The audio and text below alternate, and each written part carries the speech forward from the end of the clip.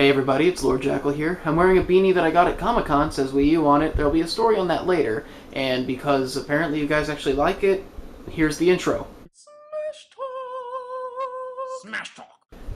Now, as I said in the first part, I really feel like Subspace Emissary was a huge miss in that it didn't really feel like Nintendo. And that's the biggest thing that needs to change about the story mode. Not just the enemies and the bosses that you fight, but the lands that you go through. This is the way that I picture it. Picture, for example, you start out as the Pokemon trainer. So you start in Pallet Town, or just a beginner town.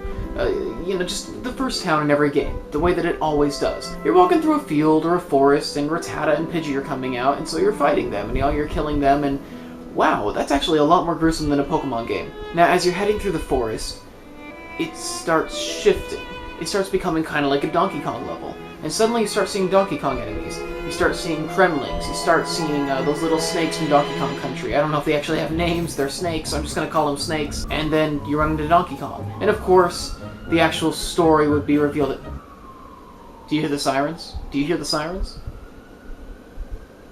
Somebody died again. Life in Harlem. Okay, good thing I'm wearing a beanie. Now I fit in. Now, there's a couple ways you could go. You could have this. You could have like the big conflict introduced at the beginning, and that's why you leave and you set out on this adventure. Or it could happen over time. Like, perhaps you run into Donkey Kong in this forest, and you realize, oh man, he's had his arm cut off. This is evil.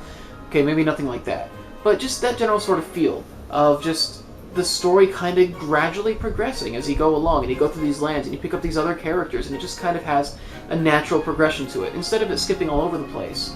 Of course, you can still skip all over the place. It's just easier to picture it as a linear progression in my mind, starting out with a few characters, growing, getting more and more, but I can understand how that could be frustrating, because then you don't get to see all the characters right away, and and maybe you move through the Ice Climber Mountain, which they actually did kind of have in Brawl, so I'm okay with that. I mean, they had the Ice Climber Mountain. They didn't really say it was specifically the Ice Climber Mountain, but it's an icy mountain, and you find the Ice Climbers there, so maybe then you go through like a castle, and you find Marth and Ike there, and they're like in the middle of a war. So as you're going through that area, you're like dealing with soldiers and everything, and there's like multiple sides, and it's just, it's a clustered... I can't say that word on here, I have a lot of young viewers. That's what I really feel needs to happen, is not only do we need to make these locations like actual locations from the games, like actually have like the Mushroom Kingdom, and actually have like Mount Silver, and have all these places exist together, but we need to let the gameplay actually change slightly to kind of incorporate the feel of these other games. What if going through Mario's section there's an underwater level? That could be kind of cool. Might be frustrating having to adjust all the characters, so it probably won't actually happen, but you get the gist. Maybe like you're going through the Fire Emblem land and there's actually a war happening. There's ballista firing and cannons raining down and all this stuff happening, and it's like, I'm actually in a war. And yeah, having like random encounter Pokemon. You never know when one's gonna just pop up and start attacking you. Maybe they'll pursue you. That sort of thing. Maybe have status effects pop up. Maybe have them actually be able to poison you or something. Have it be an effect kind of like the flower, where it starts slowly racking up your HP. Stuff like that. There's so many tiny things you could do. You could go and then you go and play the game. There's so many tiny things you could do that would just make each level kind of feel more like the game that it comes from. They did add the cannon thing from the Donkey Kong levels. I thought that was kind of cool.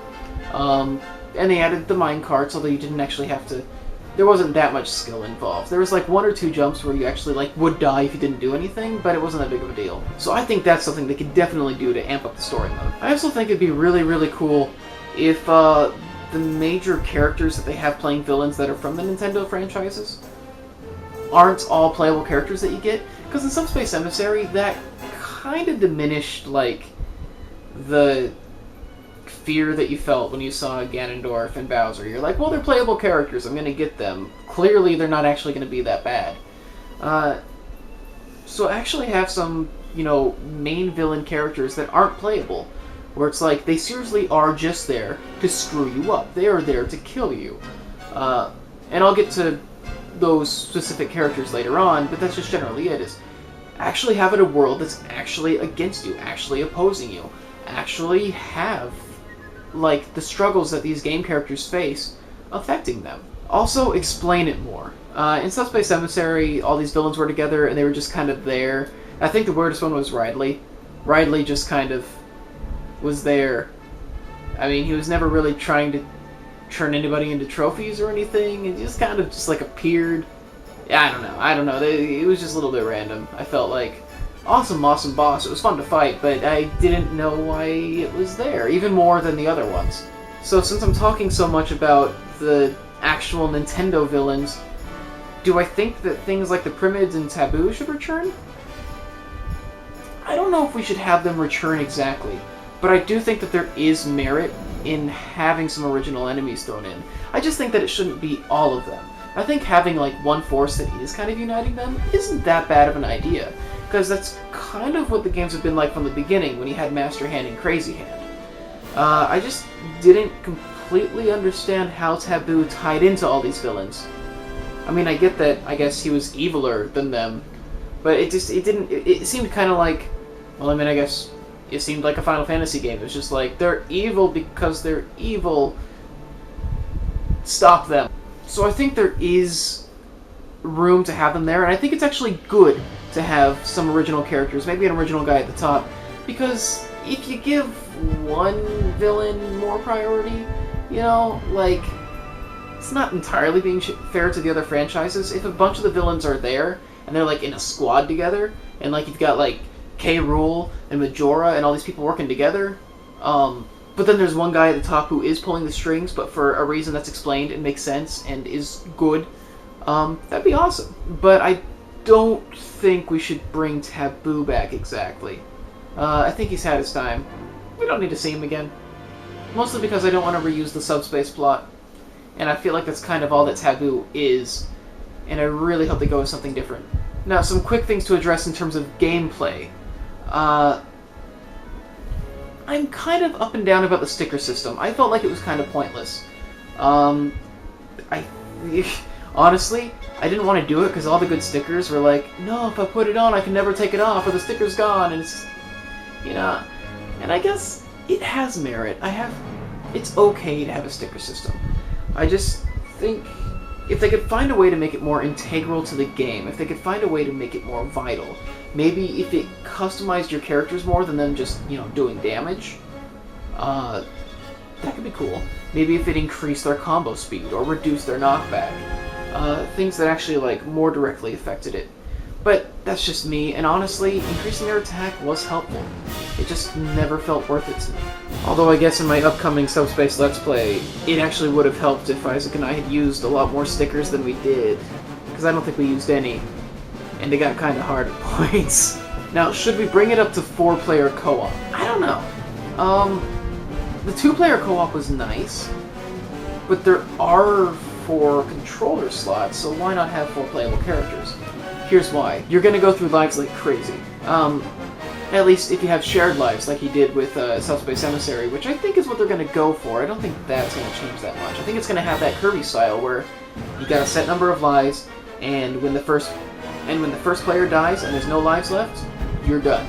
Even if everybody else is alive. So having 4 people taking up lives might not be a good thing unless you wanted to add in a bunch of lives. But in that case, if you played solo, you would have a ton of lives. So yeah, I don't think it would work that well. I think having 2-player co-op is kind of where it's at. I'm okay with that. I don't need 4-player co-op for Subspace Emissary, whatever they're gonna call it. Lastly, I think it'd be really cool if there were some bosses that you actually fought Smash style that weren't just like, you know, clone versions of characters that already exist. Like maybe you actually fought Shadow and he has knockback. I don't think Shadow should be in the game. It's just the first example that came to mind for some reason. He actually uses those chaos powers and everything, and, you know, he's a boss. You don't play as him, ever. You can't get him. He is a boss. But you actually fight him in the Smash style. He actually does take knockback. And you do have to knock him off the screen.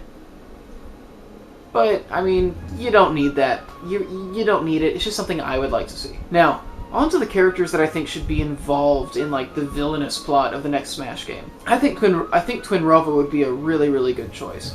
Just in terms of not being playable, but still being really, really awesome. Them and Vaati, I think, are like the two where it's like, they could be big.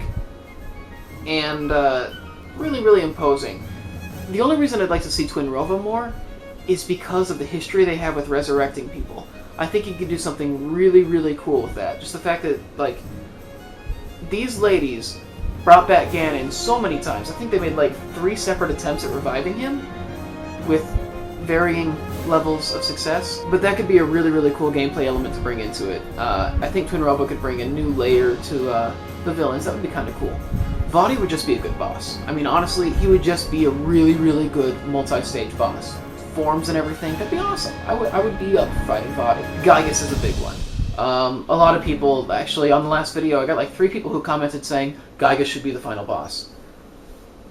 I don't think it should be the final boss, because, like I said, I don't want to favor one franchise over another, especially a franchise that isn't as big as a lot of the other ones. You don't want them to be, like, top dog. But I think Gygas could be a really, really good boss. Could you imagine going through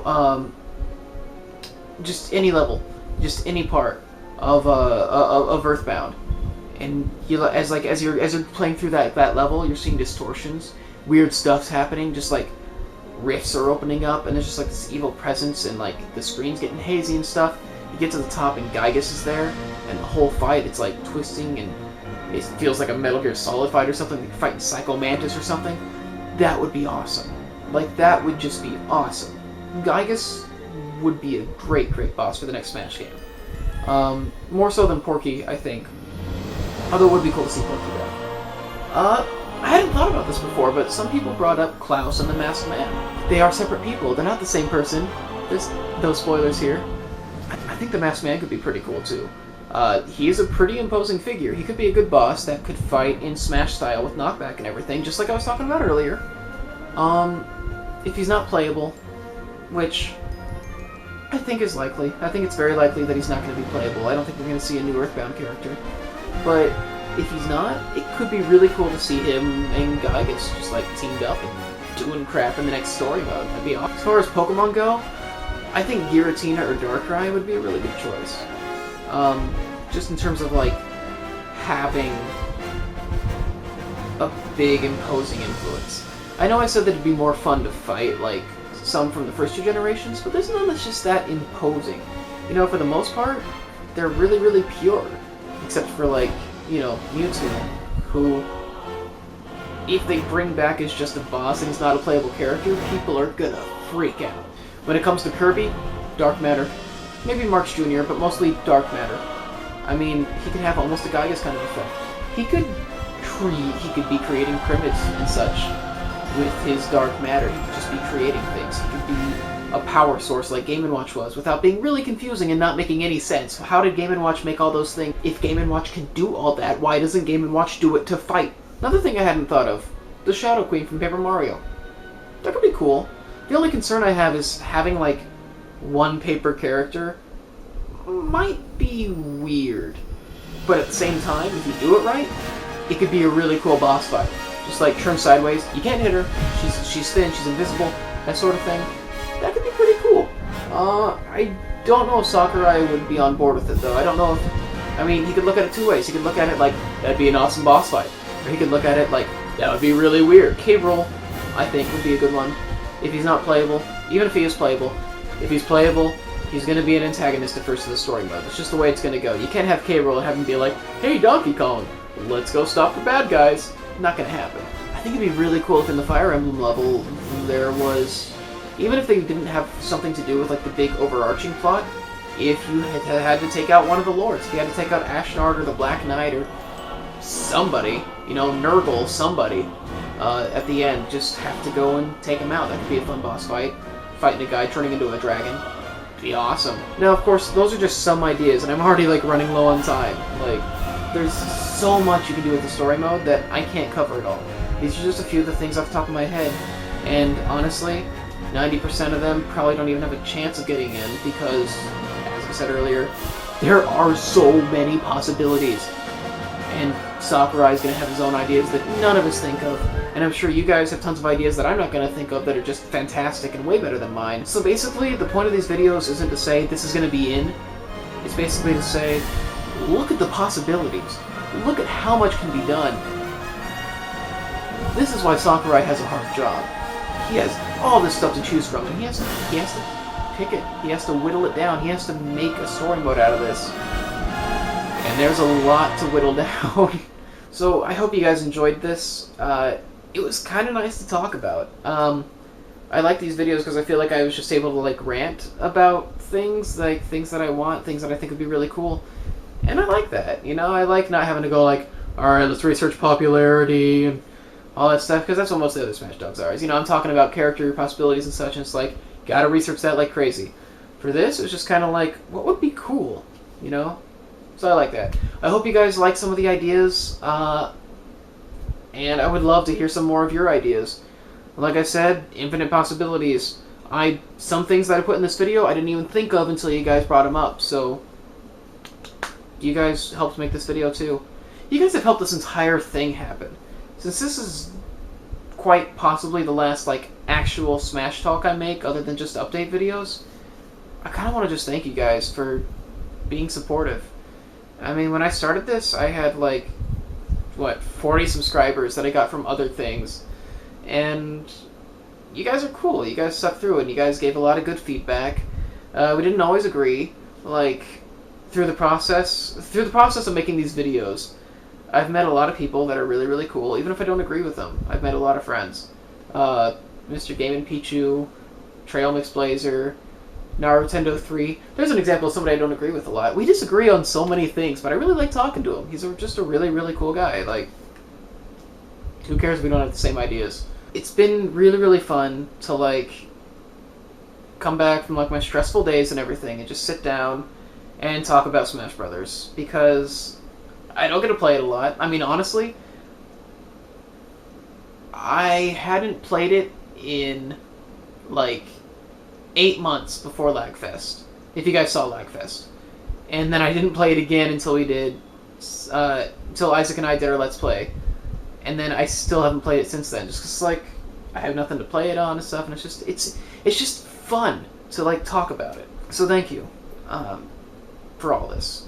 Thank you for giving me something to look forward to on YouTube, other than videos to just watch and veg. It's nice to be doing something on YouTube that doesn't involve.